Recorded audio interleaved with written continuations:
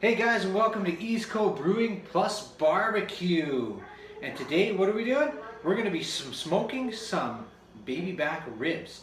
Now, just a heads up, I haven't actually competed in barbecue competitions in a number of years, but this recipe I'm going to show you guys today took 2008 Best Ribs in Western Canada. So, pay attention.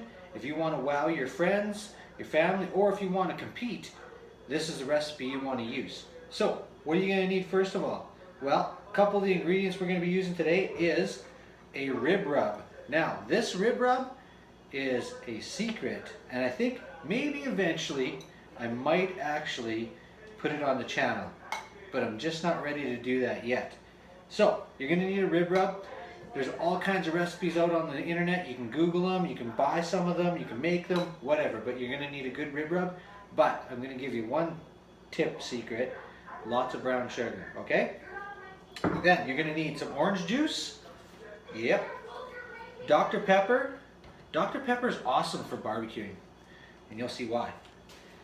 You're going to need some honey. Your favorite barbecue sauce. I love using Cowboy's Original. It is one of the best barbecue sauces out there on the market, or you can make your own, whatever you want to do. And then you're going to need something as a binder to bind your rub to the ribs, and there's two things that I like to use, and I've used them both in competitions. You can use Worcestershire sauce or bacon fat. That's right, bacon fat. So I'll cook up a pound of bacon and I'll save all the fat, and then I'll rub the ribs up with them. I haven't made any bacon today, so we're just going to be using Worcestershire sauce, and that's how we're going to bind the rub to our ribs. And then you're going to need a spray bottle, and you'll see later on in the video what that's for. So let's talk a little bit about the ribs themselves. I like to use baby back ribs. You can use side ribs, but a couple of key things. You want to make sure that you trim them nice and uniform. Now, not only for competition, but also even if you're just serving them to your friends and family, you want a nice uniform rib. And really, really, really important is that you take the membrane off the back. Now, ribs always have, there's this thin one underneath, and then there's that thick, chewy one. And a lot of people don't remove that. And you know what? That's a huge mistake, because nobody wants to bite into that chewy stuff. This stuff here all breaks down while you're smoking them and becomes tender, but that membrane on the outside, it's a real pain, and you know what? It's chewy, and it's not a good experience when you're eating ribs. So you want to remove that. Now, I've gone ahead, actually I didn't actually go ahead and remove this. What I do is I actually go, the butcher I get these ribs from already trims them for me and removes their membrane, and they come individually packed. So very, very cool. If you can find a company or a food service company that'll do that for you, then go ahead and do that. But anyways, really, really important, like I said, membrane gone, nice uniform size, okay? So this is my assistant Calla. Hi. And she's going to be helping us out tonight, because it's always good to have an assistant when you're doing this, because your hands are getting all yucky. You don't want to be handling all of your equipment and different things. So I'm going to go ahead and quickly rinse my hands.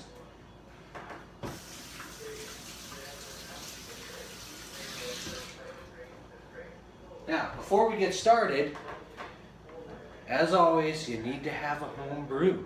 This is an IPA that I created a while back, so we're going to have this. Calla's got her lemonade, so cheers.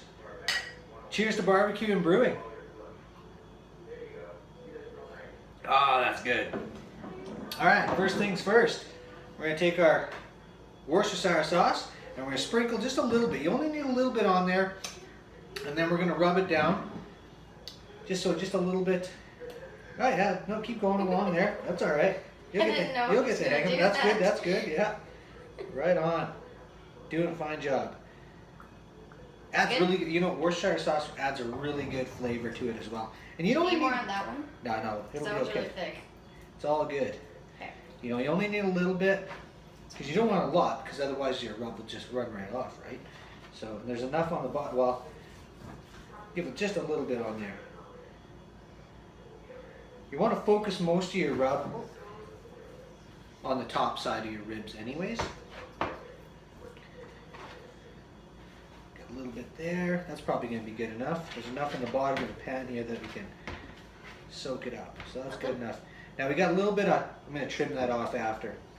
So there we go. So now that we've done that, you want to grab me a paper towel there, please? Doing ribs, now this rib recipe takes about 6 hours, so you better be in for the long haul on this one.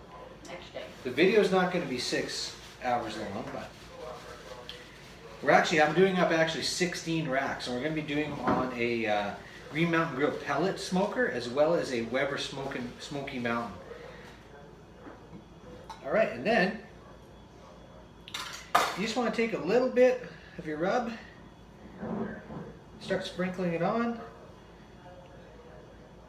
You don't need a ton of rub, because you know what we're going to do is partway through the process we're going to actually be adding a little bit more to our ribs a little bit later. All right. Do you want to just, my hands are a little bit dirty, so just grab it a little bit there. See, this is why it's always a good idea to have an assistant. Yep. That way, because you never want to put your, once you've actually touched the meat back into your rub, because if you have any left over, you don't want it contaminated. All right, and then we get a little bit on the back side. All right, assistant time. See, it's always handy to have an assistant. Good. That's good right there. I'll rub that around. That's good. Perfect. All right. Now, ideally, you want to actually leave these sit overnight in the refrigerator with the rub on it. Gets the flavor nicely through the meat. But if you're doing a competition, you don't have that luxury. So during competition, what I do is the first thing I do during competition is get my ribs ready to go with the rub, because that'll give me about 4 hours before I have to put them on during competition. So 4 hours minimum, guys.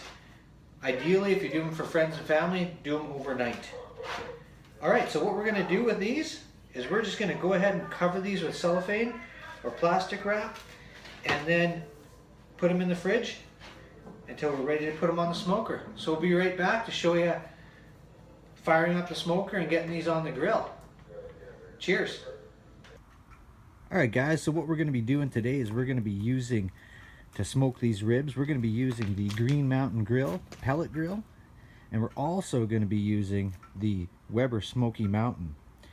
I've got my Guinness smoker on standby because we're going to be doing some sausage because we're having a bit of a party. But we're going to mainly focus on using the smoker, the Weber Smoky Mountain actually, because it's going to give us some pretty good flavor. Not that this one won't either, but I'm going to focus for the video on the Weber Smoky Mountain. So what are we going to be putting in it? Well, let's go take a look here. All right, so my favorite is using Royal Oak, just a straight up charcoal. And then in here we've got our straight up oak lump charcoal, so it's just straight up oak wood. And then I've got these Tabasco wood chips. Now what those are wood chips that are made from the aging oak barrels that they make Tabasco in. So I'm going to get this all fired up and we'll be right back. Alright guys, now these Weber Smoky Mountains are about as close as you can get to a set it and forget it charcoal wood chip smoker. And what I like to do if I'm doing a long smoke, you'll see here I got all the charcoal in here, but I got a nice big hole in the middle, and I've got wood, these oak wood chips mixed in with the regular charcoal, and then we're going to be putting some those Tabasco wood chips on here once this thing gets going. And so if you're doing a long smoke, I like to use the minion method. That's having a hole in the middle. So what you do is you get your charcoal all fired up in your charcoal chimney, and then you dump it right in the middle, and then it'll slowly burn out over the course of, well, you know what, this amount right here will probably get you a good 10-hour smoke. And we're only doing these ribs for 6 hours, so this should be enough to keep us going. And you know what I do is I add in a couple of chunks of wood here and there as we're doing the smoke to get more flavor in there. So we're going to go ahead, we've got this ready to go, we're going to dump it in, and then we're going to put it together, and we're going to get it up to temperature. Now for the ribs, you want to be smoking it around 225 to 230. So we're going to get our temperature up, and then we're going to get our ribs on. And when you're dumping your charcoal in, always use your gloves, because she gets hot.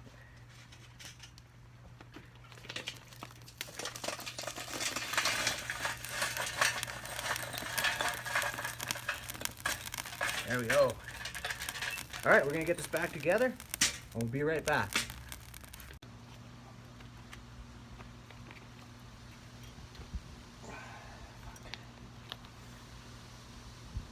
Is that even the one? Yeah. Okay, guys, we got her up to 225, 230-ish, so we're gonna get our racks on right now.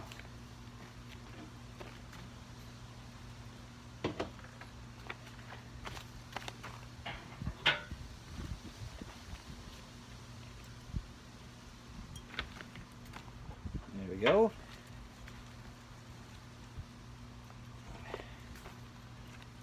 All right, guys, now the key to competition winning ribs, or even just awesome ribs, is now we're gonna close this up and we're gonna leave it for 2 hours. Do not even open it. All right, we'll see you in 2 hours. Can you grab that and put it on?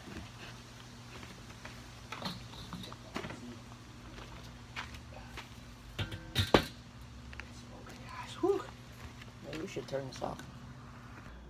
All right, guys, while you're waiting for the 2 hours to go, it's time to mix up all of our ingredients for our baste as well as our glaze as well, okay? So first thing we're gonna do, we got our spray bottle ready to go, funnel, and we're gonna mix equal parts Dr. Pepper and orange juice. And you know what? Dr. Pepper is one of my favorite things to use in barbecue. Now she can probably foam up on us a little bit because it's carbonated. And you know what I do? Actually, once we've got this mixed up, I leave it open to let it kind of get flat for the next hour or so. Oh yeah. Okay, she's already foaming up on us here. Okay, so I'm gonna leave that to the side, and then I'll put the orange juice in. That's good. But while we're doing that, so for your barbecue sauce, or your glaze, what I do is I do 1 cup of barbecue sauce to about 1/3 cup of honey. Now, if you don't get the ratio just right, that's okay. And I'm not even gonna measure it out with a cup, I'm just gonna eyeball it. And now we're doing 16 racks of ribs out there, so we're gonna need a lot of glaze, a lot of barbecue sauce. So we're just about, it's about 1.5 cups.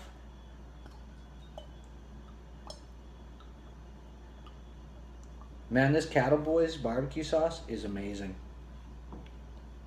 It's definitely one of my favorites. That's good. I can hear my dog. I don't know if you guys can hear that, but my dog's whining in the background. Charlie, I'll be right back to let you out. Quiet. All right, so you want to get your honey going. And then you just mix this up, and you want to have it at room temperature, guys. So what I do is I just cover it with a plastic wrap. And I'm telling you this, you know what the honey does is it caramelizes the sugars in it, caramelize on your ribs, and it gets that nice shine to it. And I'm telling you, the judges love that, and you know what? So do your friends and family. All right, our Dr. Pepper, that should be about right. There we go. We are good to go. You can hear my dogs, eh? All right. Okay, we're gonna get our orange juice mixture in here as well. Half and half, guys. That's what we're gonna do. So I'm gonna go ahead and do that, and I'll be back to show you what we're gonna do after the 2 hours is up on the smoker. All right, we'll be right back. All right, guys, after the 2 hour mark, it's time to spritz them with our Dr. Pepper and orange juice. You want to give them a real good coating.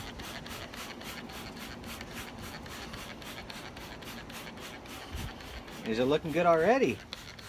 They got a ways to go yet, but they're looking pretty good. There you go, nice and soaked. And then we're gonna close her up and we're gonna let her go at 225, 230-ish for another hour. We'll see you in an hour. Hey guys, now after that hour, the next thing you're gonna do is you're gonna take them off. For my channel. You give them a spray with Dr. Pepper and orange juice. Give them a good coating. And then use a little bit more of your rib rub.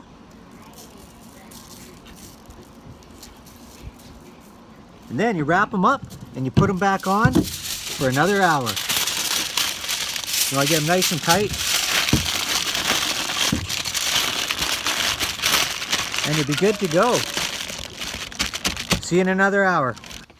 All right, guys, after you take it out of the tin foil, the next thing you do is you get your sauce glaze and you start saucing them up.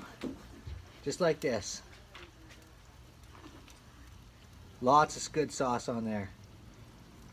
Then you want to drop your smoker down to about 175, 180 degrees and you let them caramelize for the next hour. So we'll be back to show you the finished product. Alright guys, there's the finished product right there. We got all kinds of people already gathered around to enjoy these ribs. But that's what 5 hours will get you. Beautiful baby back smoked competition ribs.